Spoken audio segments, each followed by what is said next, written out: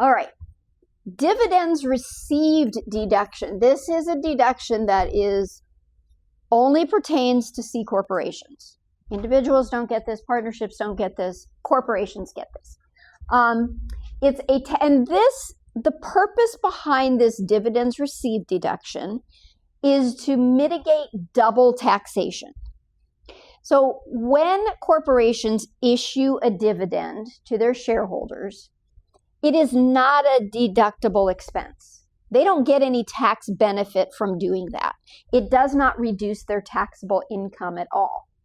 So essentially, they're paying out the dividend, but they're also paying tax on that dividend amount.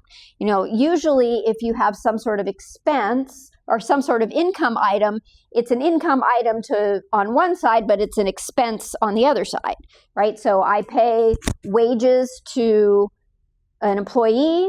The wage expense is deductible to me, which lowers my taxable income. It's income to the other person, which increases their taxable income. But with dividends, that is not the case. So with dividends, I pay it out. The corporation pays it out and does not get a deduction, but the recipient has to pay tax on it. So this is when they talk about double taxation, this is what they're talking about. And the dividends received deduction is designed to try and mitigate that issue of the double taxation. I'll do this. I think when they go in and out, the air pressure moves that door. So that's why you're getting startled.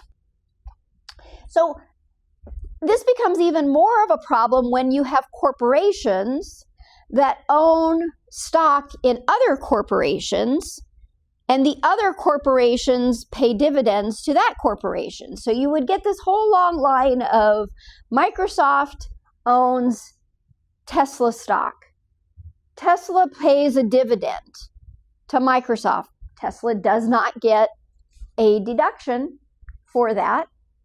Microsoft has to pay tax on the income.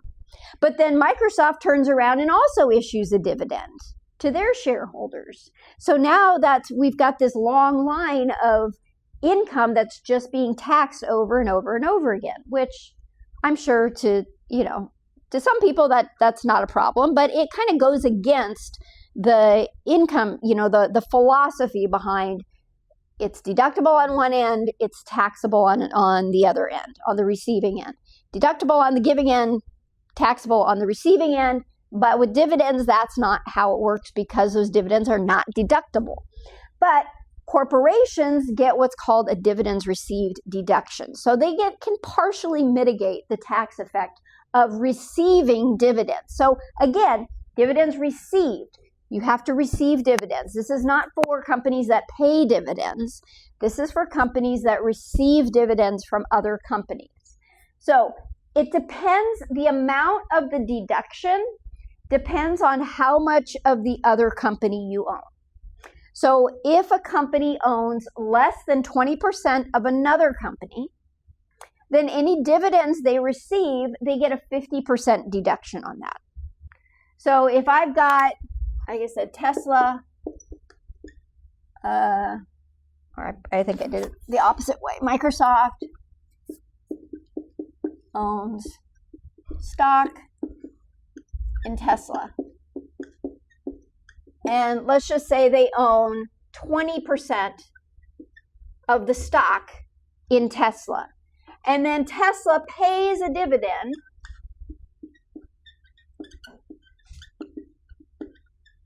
of, well, let's see, less than 20, that's less than 20%. Let's say it's 15%. Pays a dividend to Microsoft of $10,000. Well, because Microsoft owns 15% of Tesla, they're going to get a 50% deduction on that dividend.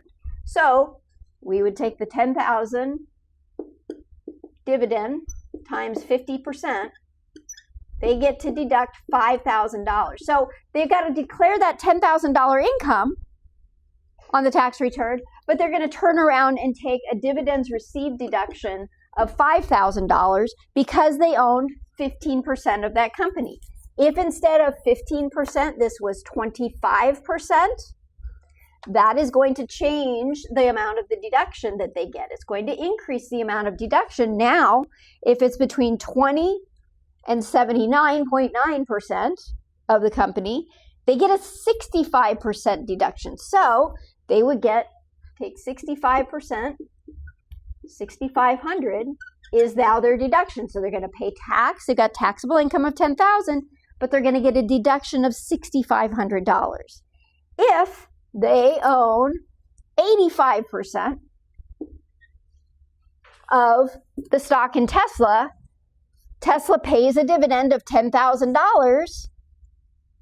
Now they get 100% deduction, because essentially it's like they're the same company and they're paying themselves a dividend. So now they include that in income, but then they get to turn around and deduct it.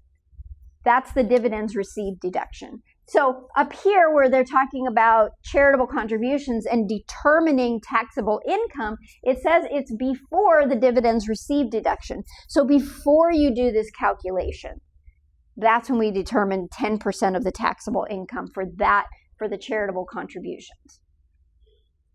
Here's an example. We've got Duck Corporation. They own 25% of Rose Company.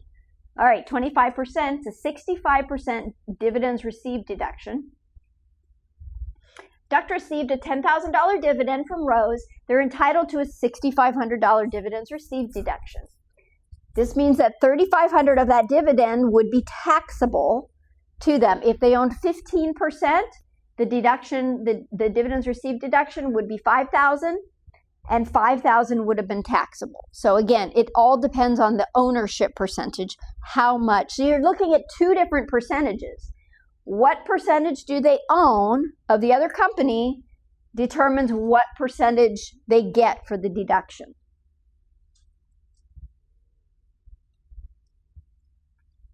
So it can be limited if taxable income before the dividends received deduction or any capital loss carryback is between 100% of the dividend and 50% or 65% of the dividend. So between 100% of the dividend and 50 or 65% of the dividend received deduction is limited to taxable income multiplied by the appropriate percentage. So let's look at that because that's a mouthful of words.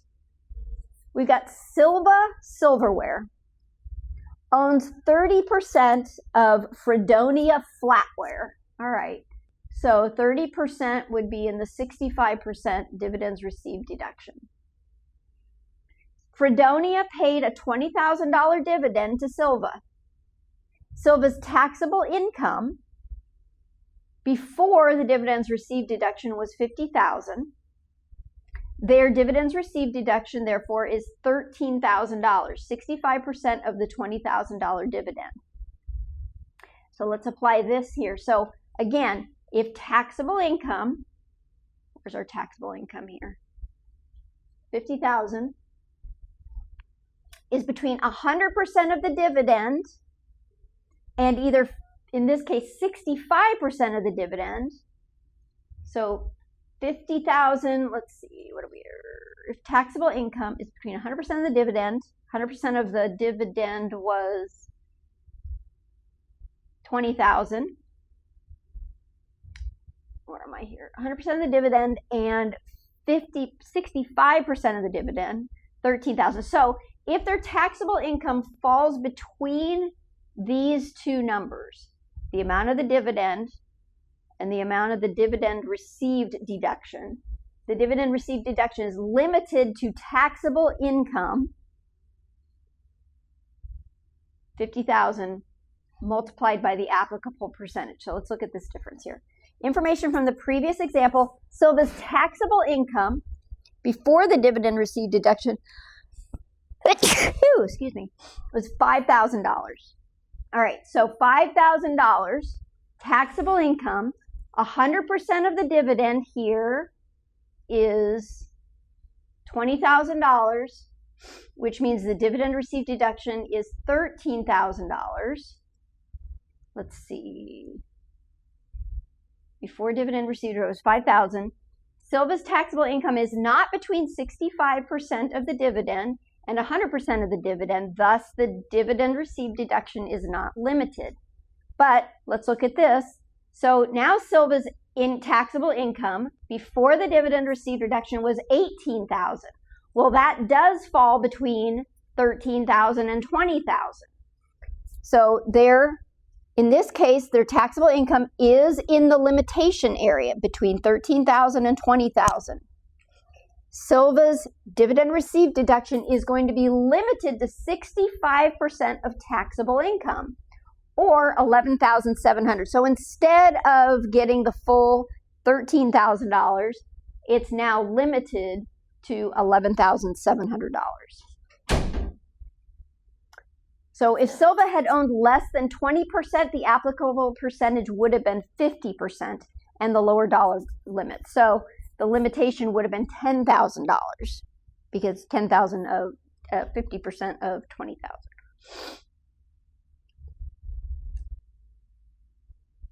All right. Let's see. Tax rates. Okay.